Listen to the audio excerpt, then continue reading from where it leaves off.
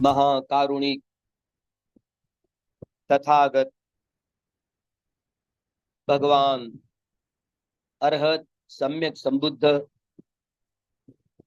भगवान ने सुआख्यात किया हुआ, सुस्पष्ट किया हुआ, जो धारण करने योग्य ऐसा सद्धर्म और यूं ही संघ गुणों को धारण करते हुए अपने भीतर की सारी अविद्या आर्य सत्य का साक्षात्कार करते हुए दूर करके निर्वाण के रस का रसास्वादन करने वाला, सभी प्रकार से दुखों से छुटकारा पाकर मुक्ति की चारों अवस्थाएं प्राप्त करने वाला भगवान का वह अरिय सावक संघ अठपुरुष पुद्गला, जो 8 पुरुष पुद्गल कहे गए, उजाच पूजनीयानंगेतं मंगलम उत्तमं, पूजनीय लोगों की पूजा करना यह उत्तम मंगल है।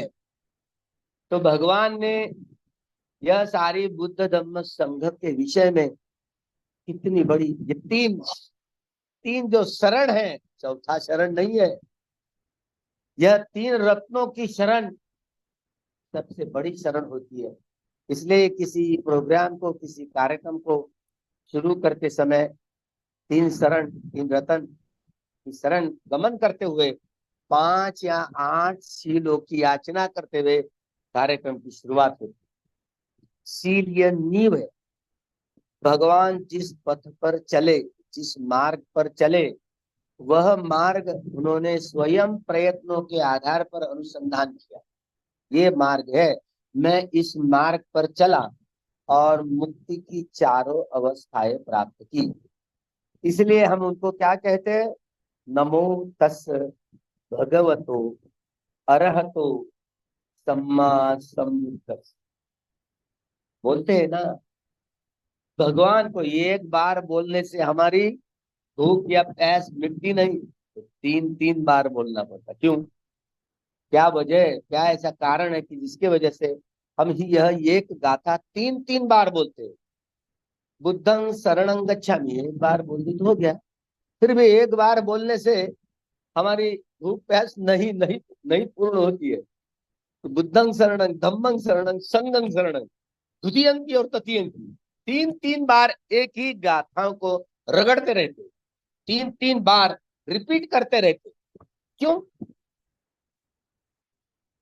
मतलब कि यह शरणगमन है, बिल्कुल इसमें जरा सी भी खामियां ना रहे, रंच मात्र भी खामियां ना रहे, कमजोरियां ना रहे।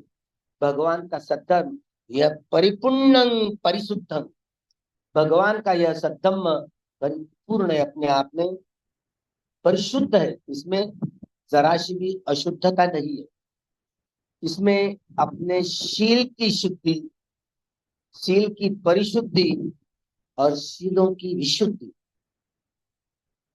शुद्ध समाधि, परिशुद्ध समाधि और विशुद्ध समाधि, शुद्ध प्रज्ञा, परिशुद्ध प्रज्ञा और विशुद्ध प्रज्ञा। तो ये शुद्धि, परिशुद्धि और विशुद्धि कैसे की जाती है? शीलों की, समाधि की, प्रज्ञा की। तो शुद्ध शीलों को धारण करते हुए, शुद्ध समाधि धारण करते हुए, शुद्ध प्रज्ञा धारण करते हुए, परिशुद्ध शील, परिशुद्ध समाधि, परिशुद्ध प्रज्ञा धारण करते हुए, शुद्ध प्रज्ञा, परिशुद्ध प्रज्ञा और विशुद्ध प्रज्ञा धारण करते हुए यह मध्यम मार्ग कहा गया है। एका यदो अयं भिक्खवे मग्गो सत्तानंद विशुद्धिया, एक ही मार्ग है, दूसरा कोई नहीं है। तो इस पथ पर जैसे जैसे ये सारे लोग हैं, चाहे अपने आप को किसी देश में, किसी वेशभूषा, किसी संप्रदाय के, चाहे अपने आप को कोई हिंदू, बौद्ध, जैन, सिख, ईसाई, यहूदी, मुस्लिम, ब्राह्मण, ब्राह्मणेतर, नाना किस्म के लोग हैं, नाना वंश वाले लोग हैं, अनेक देश वाले लोग हैं, बोली भाषा वाले लोग हैं, लेकिन सब लोग राग रंजित, द्वेष दूषित और मोह मोहित होकर के काया वाचा मन के द्वारा कर्म करें। तो विशुद्ध चित्त से कर्म ही नहीं करना आया तो विशुद्ध परिणाम नहीं आए। शुद्ध चित्त से परिशुद्ध चित्त से कर्म ही नहीं करना आया तो शुद्ध परिशुद्ध और विशुद्ध का परिणाम नहीं आएगा। तो हम सब लोग दूषित चित्त से ही कर्म करते हैं, इसलिए राग रंजित द्वेष दूषित मोह मूलित होकर के। इसी तरह राग मूलक, द्वेष मूलक, मोह मूलक, भय मूलक, वितर्क मूलक स्वभाव वाले हम लोग हैं। एक माँ के दो बेटे होने के बावजूद भी दो एक नहीं, अलग अलग स्वभाव के लोग, इसलिए तेरी मेरी पर उड़ जाते हैं ना। क्या पति पत्नी तो भी एक है क्या? इसका जवाब है नहीं, रहना पड़ता है, सामाजिक उन्नति के लिए रहना पड़ता है, निभाना पड़ता है। लेकिन मनुष्य जीवन यापन जो जी रहे हो तो एक अच्छी पद्धति, जीवन पद्धति होनी चाहिए। इस जीवन पद्धति का अनुसंधान बोधिसत्व बाबा साहब अम्बेडकर जी ने किया। 33 साल लगे इसके लिए कि मानवीय जीवन यापन करना है तो भगवान बुद्ध सत्यमय ऐसी चीज है जिसके द्वारा मनुष्य दूसरे मनुष्य के साथ मनुष्यता का व्यवहार करने वाला है और कोई अन्य रास्ता नहीं है। भगवान ने यह मार्ग की खोज। अच्छा हुआ बाबा साहब हमारे जाति में मिले, बड़े धन्य समझते, कम से कम इस जाति में पैदा हुए, नहीं तो बुद्ध का नाम भी सुनने को नहीं मिलता था अगर बाबा साहब नहीं होते। तो बड़े भाग्यशाली आप लोग हो। और जिनमें विश्व में जितने सारे लोग रहते हैं उनसे सबसे ज्यादा जिम्मेदारी बाबा साहब के अनुयायियों पर सारे विश्व को। इसी के लिए हम सबका जन्म है, इसी के लिए जन्म है। तो हम यह बाबा साहब ने दी हुई जिम्मेदारी को कैसे निभा पाएंगे, कैसे निभाएंगे? जब तक चाहे गृह हो, गृहत्यागी हो, उपासक उपासिकाएं, भिक्षु और भिक्षु, ये चार परिषदाएं होती, आधार स्तंभ होते हैं। ये चारों चक्के रथ के अगर ठीक रहे तो रथ ठीक चलेगा। इसीलिए उपासक उपासिकाएं, भिक्षु और भिक्षुनी, ये चारों परिषदाओं को इकट्ठा करने का काम भगवान ने जो विनय पिटक सिखाया, जिसमें भिक्षुनी के 311 नियम, भिक्षुओं के 227 नियम और उपासक उपासिकाओं के 3 शरण 5 शील और पूर्णमासी अमावस अष्टमी के जो 8 शील ग्रहण करने का उपोषण का दिन होता। तो इसी तरह उपासक उपासिका भिक्षु और भिक्षुनी के परस्पर संबंधों का व्यवहार कैसे हो, इसके सारे सवालों का जवाब यह विनय पिटक में आया है। इसलिए विनय पिटक केवल और केवल भिक्षु भिक्षुनियों का नियम का संग्रह है, ऐसे मना समझे ना समझे।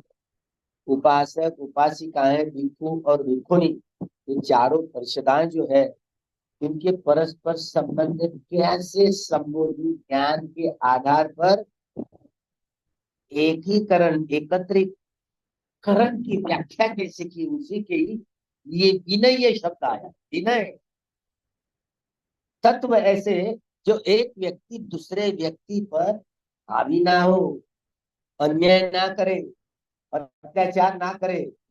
एक मनुष्य दूसरे मनुष्य के साथ मनुष्यता का स्वभाव वाला ऐसे व्यक्ति तभी हो सकता है जो व्यक्ति जिन्होंने आर्य सत्य का साक्षात्कार किया हो। अब आर्य सत्य का साक्षात्कार तो हमने किया नहीं, तो इसलिए हम आर्य पुद्गल हम अपने आप को नहीं कहेंगे। आर्य पुद्गल वही है जो सोतापन्न सकदागामी अनागामी और मार्गस्थ या फलस्थ अथ पुरुष पुद्गला, उनको आर्य पुद्गल आर्य पुरुष कहा जाता है। वह मनुष्य, वह जिन्होंने आर्य सत्य का साक्षात्कार किया हो, वह व्यक्ति पाप से इतना छुटकारा पा लेता, पाप कर्म उस व्यक्ति को स्पर्श कर ही नहीं पाते। और हम तो तेरी मेरी पर उतर जाते। देखो भोजन के समय में कैसे एक अक्षर भी बोले तो कितना सारे आ जा रहे, हल्ला गुल्ला हो रहा। ये मार अपने मन पर हावी होता है, हमको पता ही नहीं चलता कि हम क्या कर रहे हैं, होश नहीं होता। इसीलिए भगवान ने अपने ये सैद्धांतिक पक्ष की जो नींव है ना, अविद्या पच्चया संसार, विजानाति इति अविद्या, जो जानती ही नहीं। ये मन का जानने वाला जो खंड होता है ना, विज्ञान, वो इतना स्थूल होता है, इतना स्थूल होता है, जो काम नहीं कर पाता। इसलिए हम तेरी मेरी पर उतर जाते सब लोग।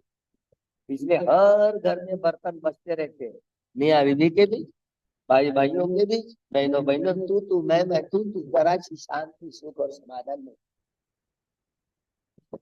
कैसे बर्तन बजते रहते, क्या अच्छी बात है क्या?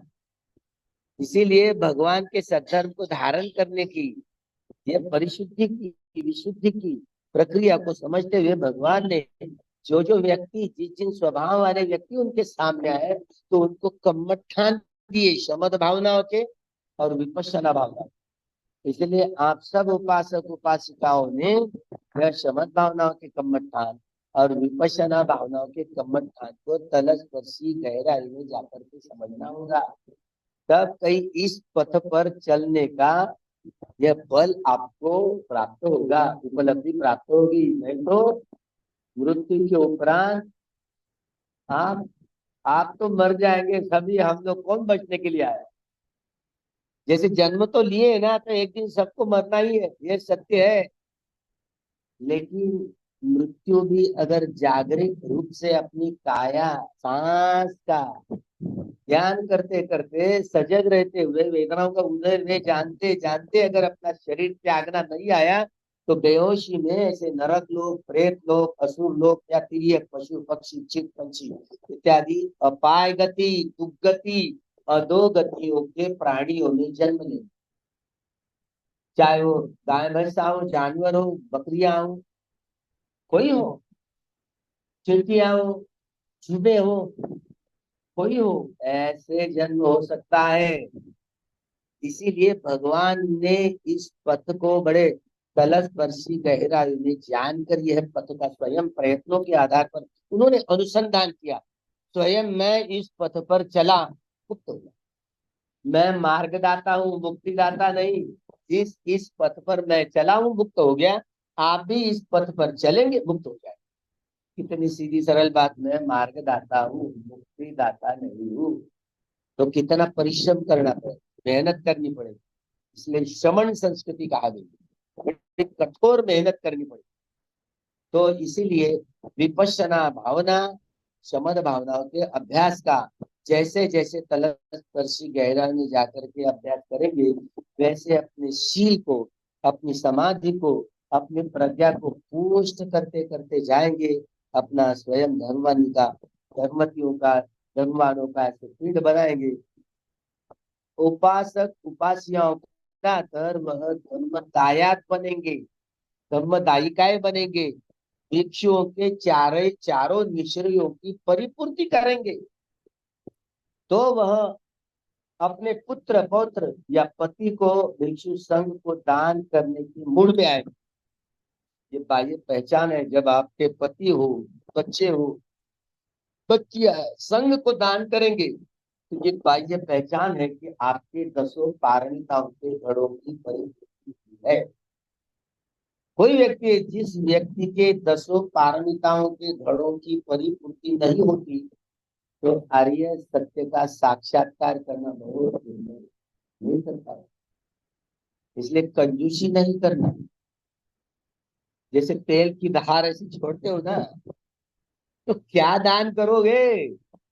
जब तक के दानादि कर्म करके हुए चारों भिक्षुओं के निश्चयों की जब तक की परिपूर्ति नहीं करेंगे, आपके दसों पारमिताओं की घड़ों की परिपूर्ति नहीं होने वाली है। तो आप आर्य सत्य के साक्षात्कार करने से वंचित रह जाए, नहीं हो पाएगा।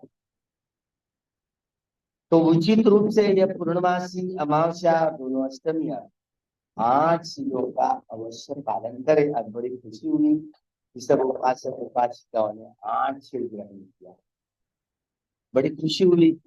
ताकि जो कम से कम 8 शील ग्रहण करेंगे, बड़ी बात है।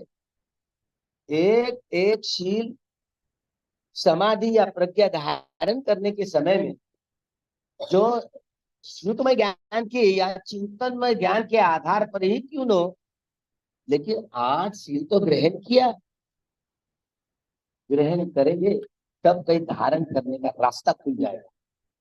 अगर शील ग्रहण ही नहीं करेंगे तो रास्ता कैसे खुल पाएगा।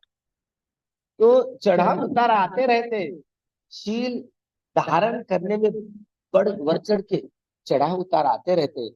ये चढ़ाव उतार ना, ये सामना करना, ये मार बंधन है। जितने रास्ते में जितनी सारी बाधाएं, ये रास्ता है बोधि ज्ञान को धारण करने का रास्ता। कैसे धारण करें? ये कम्मठानों के आधार पर, चार सतीपट्ठान, चार सतीपट्ठान, चार इद्धिपाद, चार सम्यक प्रधान, पांच बल, पांच इंद्रिय, सात भोजंग और अरियोत्थंग को मत। 37 अंग वाला पक्ष जो थियरी होती है, सिद्धांत होता है, ये बोधि ज्ञान है। इसको धारण करने के समय में कोई चार सतिपट्ठान, चार सम्यक प्रदान, चार इंद्रिय, पांच बल, पांच इंद्रिय, सात भोजन अरियोत्थंग को मत। कोई किस रूप से ये बोधि ज्ञान क्रमशः धारण करने की कोशिश में लगा हुआ होता है। कल्याण मित्र जैसे कहेगा, उनके स्वभाव विशेष को देख करके वह अभ्यास करवा कर लेगा। भगवान यही काम वर्षावास के समय में, जिसमें एक ही शावस की बड़ी नगरी, जिसमें 25 वर्षावास भगवान ने, और उसमें आपके जैसे सफेद कपड़े वाले लोग 1,49,000 इतने सारे लोग अनागामी वर्ग तक के प्राप्त हुए। 5 लाख के ऊपर उपासक और उपासिका, 5 लाख लोग जो लाभान्वित थे। 25 वर्षावास अकेले वहां श्रावस्ती में। अब बाबा साहब जब बुद्ध बनेंगे ना, ये वाराणसी नगरी का नाम है ना, वो केतुमती नगर। बाबा साहब सबसे ज्यादा वर्षावास वाराणसी में गए। केतुमती उस नगरी का नाम रहेगा आगे चल। पता नहीं आप होंगे या न हो, पता नहीं मुझे क्या, लेकिन आपका विश्वास नहीं है बाबा साहब सम्यक संबुद्ध बनेंगे। जब बाबा साहब सम्यक संबुद्ध बनेंगे तो ऐसे ही दिखेंगे, ऐसे नहीं। हाँ, हमको लगता बाबा साहब अब मृत्यु को प्राप्त होंगे ना, एक बार जला दिए चंदनों के लकड़ों से, बस हो गया रात। तो हमको लगता है जलाने के बाद में या दफन करने के बाद में सब कुछ मिट गया। ये शरीर जो अग्निवायु जला धातु का बना हुआ है, तो अब अपने धातु में विलीनीकरण हो जाता है, खत्म हो गया। मन को कहाँ जलाया जाता है भाई? मन नहीं जलता ना, मन पहले इस शरीर के बाहर निकल जाता है। आखिरी का सांस चला गया बात, वो उसी सांस के साथ साथ निकल जाता है। उनको कहाँ जलाए? अगर तृष्णायुक्त वह मन है, जिन्होंने जो सम्यक संबुद्ध है, पश्चेत बुद्ध है, या जिन्होंने अरहत्व प्राप्त कर लिया हो, अरहत्व प्राप्त करने वाले व्यक्ति को सावक बुद्ध कहते हैं। सम्यक बुद्ध, पश्चिम बुद्ध और शावक बुद्ध। इन 3 सत्वों का पुनर्जन्म पुनर्भव नहीं होता, क्योंकि उन्होंने काम तृष्णा 500, भव तृष्णा 500 और विभव तृष्णा 500, 1500 प्रकार की तृष्णाओं का खात्मा कर दिया है। इसलिए उनका पुनर्जन्म नहीं। और आपका सबका, हमारा पुनर्जन्म होने वाला है। आप हाँ बोले या ना बोले, कोई काला कुत्ता पूछने वाला नहीं, होगा ही। अगर तृष्णा नहीं है तो जन्म नहीं, सबको होगा। हाँ, सबका पुनर्भव होगा। बाबा साहब का जन्म कहाँ हुआ हमें क्या पता, हम क्या जानेंगे। बाबा साहब का फोन नंबर भी दिया आपको, लेकिन हम सब लोग कवरेज के बाहर, कवरेज के बाहर बताएं। तो जिनके पास टावर है, उन व्यक्तियों के पास में इन सारे सवालों का जवाब ये मांग सकते हैं। मैं जो 10वां वर्षावास जो बांग्लादेश में किया, ये अरहत भिक्षु साधनानंद महादेव, जिनके द्वारा इन सारे सवालों का जवाब मिल गया। जिन्होंने ये छड़ी मुझे दी ना, भगवान जैसे वर्षावास के काल में 15-15 दिन का या अनापान का अभ्यास करवा लेते थे उपासक उपासिकाओं द्वारा। एक एक महीना अनाज्ञान विपश्यना कर्मठान का अभ्यास करवा, एक एक महीना, जिसमें ये 10 ज्ञान, जो सम्मशन ज्ञान, विपश्यना ज्ञान, सम्मशन ज्ञान, उदय ज्ञान, भय ज्ञान, भंग ज्ञान, भय ज्ञान, अभिनव ज्ञान, निविदा ज्ञान, निश्चित काव्यता ज्ञान, पटिसंख्या ज्ञान, संखारोपेक्षा ज्ञान, अनुलोम ज्ञान, ये 10 ज्ञान की प्रक्रिया वर्षावास के काल में 30 दिन में सिखवाते थे, पढ़ाते थे, यह मार्ग पथ ऐसा ऐसा है। तो 5 लाख भिक्षु भिक्षुनियां उपासक उपासिकाएं इतने लोग प्रतिष्ठापित हुए, इतनी बड़ी बात। और आज एक तो भी व्यक्ति ब्रह्मपुरी में है क्या जिन्होंने आर्य सत्य का साक्षात्कार किया हो? हम भी कोरे कंगाल और आप भी कोरे कंगाल। 68 साल बीत रहे हैं, अभी अक्टूबर 14 अक्टूबर आएगा।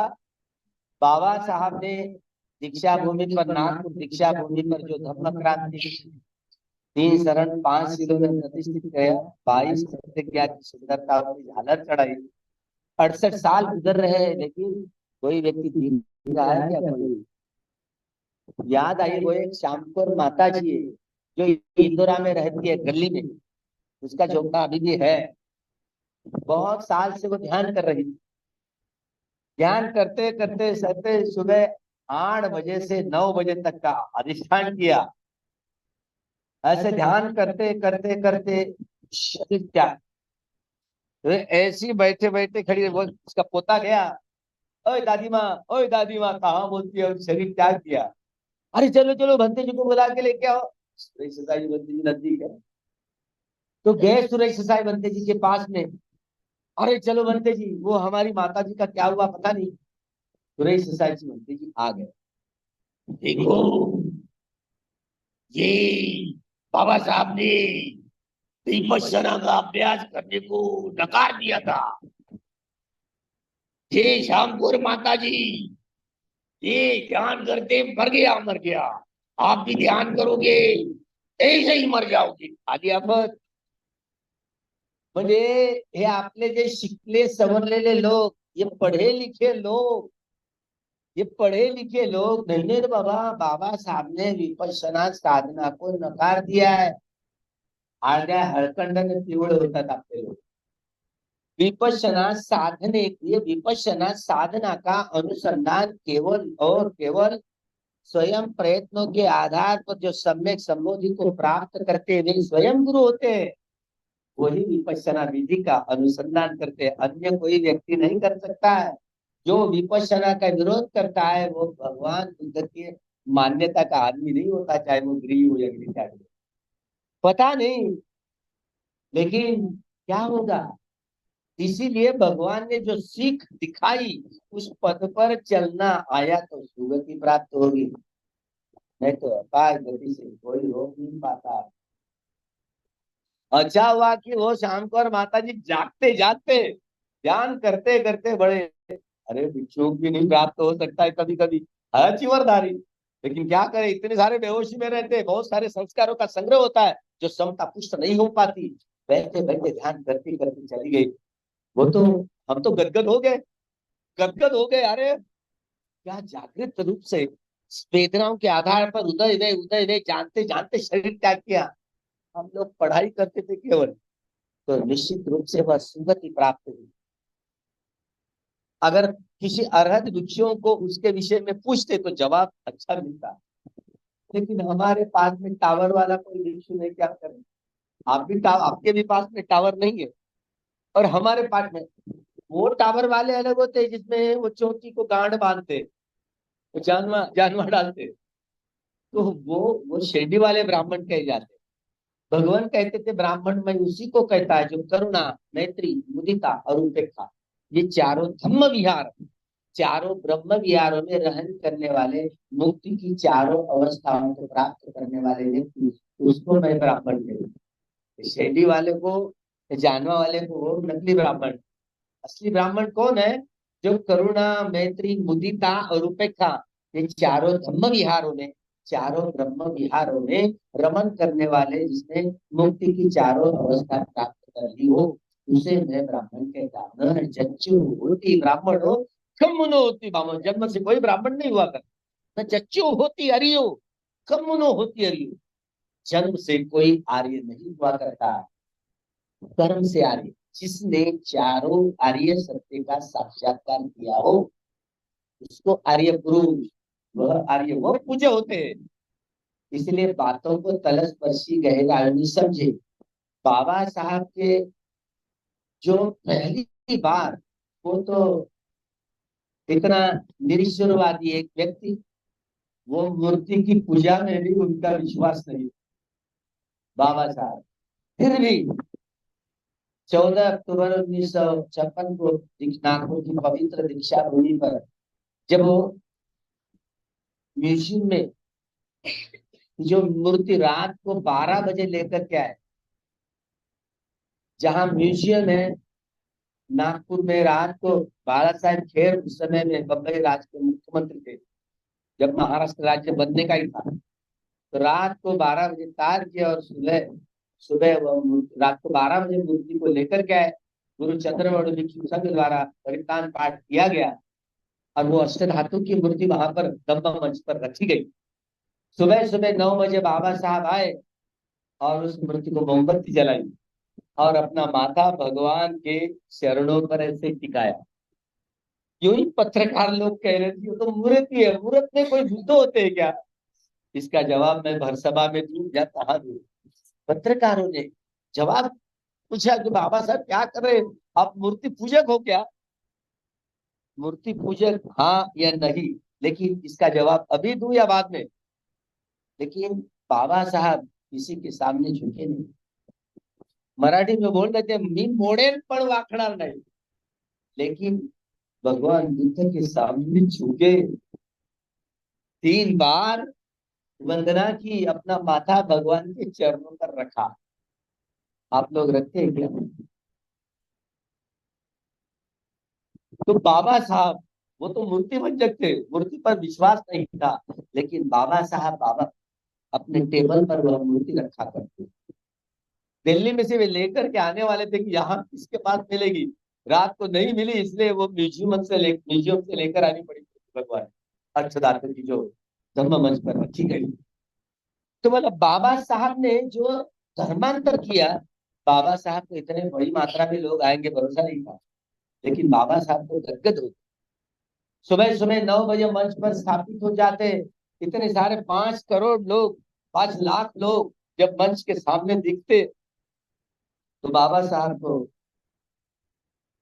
उनके रामों की याद आती है। उन्होंने एक बार कहा था रमाई ने, शायद पंडरी चालायचं म्हणते, जैसे पंढरपुर का नाम दिया रमाई ने, बाबा साहब इतने चिढ़ गए, देख रमाई, देख रामू, पंढरपुर का नाम नहीं निकाली, चोखा मेला की भक्ति क्या कम थी क्या? अरे उनको भी उस दीवार में ही पकड़ दिया। तो पता नहीं, मैं ऐसे नए पंढरपुर निर्माण करूंगा जो टूटे हुए आदमी को एक कर सके, एक मंच पर लाए। तो यह टूटे हुए आदमी को जोड़ने का यह मौका 14 अक्टूबर 1956 को सुबह 9 बजे, जब ये धर्मांतरण का इतना जुलूस था, लेकिन रमा उनकी रमा वहां पर हाजिर नहीं थी, इसलिए बाबा साहब की आंखों में आंसू थे। डॉक्टर सविता अम्बेडकर जी ने वह जो लेफ्ट बाएं कोट के खिस्से में वो सफेद रंग का जो रुमाल था वो निकाला और बाबा साहब के आंसू पहुंचते हुए सविता अम्बेडकर जी कहने लगी, शायद अपना डोळ्यात आंसू, हाँ मुझे मेरी रमा की याद आ गई, रामों की याद आ गई। देखें कि एक व्यक्ति जो इतने सारे लोगों में हावी हो जाता है, प्रभावी हो जाता है, ये सर्वसाधारण चिंतन नहीं, ये बोधिसत्व का ये महान विषय चित्त है, औरों का है। इसीलिए गुरु चंद्रमणि कह रहे थे कि बाबा साहब बड़े बड़े महान युग पुरुष बोधिसत्व है। इसी तरह याद करिए, महा महापुरुष बनने वाले भावी बुद्ध है। बोधिसत्व का मतलब भावी बुद्ध है, भविष्य में होने वाले बुद्ध, इसीलिए बोधिसत्व कहते हैं। जब वे 30 पारमिताओं के घड़ों की परिपूर्ति करेंगे, 30 पारमिताएं, 10 पारमिताएं, 10 उपपारमिताएं और 10 परमत्थ पारमिताएं, तब कहीं ऐसे 32 लक्षण और 80 अनुव्यंजन उसके बदन पर स्थापित होंगे। हाँ, उनका नाम अजीत रखा जाए बचपन में, और वे 30 पारमिताओं के घड़ों की परिपूर्ति करेंगे। वो आगे आने वाले इसी महाभारत आर्य मैत्रेय सम्यक संबुद्ध कहलाए जाएंगे। वो भी बोधि वृक्ष में नागा बोधि वृक्ष रहेगा आदि, वो पीपल का वृक्ष नहीं रहेगा, हो जाएगा होगा। आप लोग रहेंगे या नहीं रहेंगे क्या पता। अभी बोले बोले देखने की सिवा आपके पास क्या है।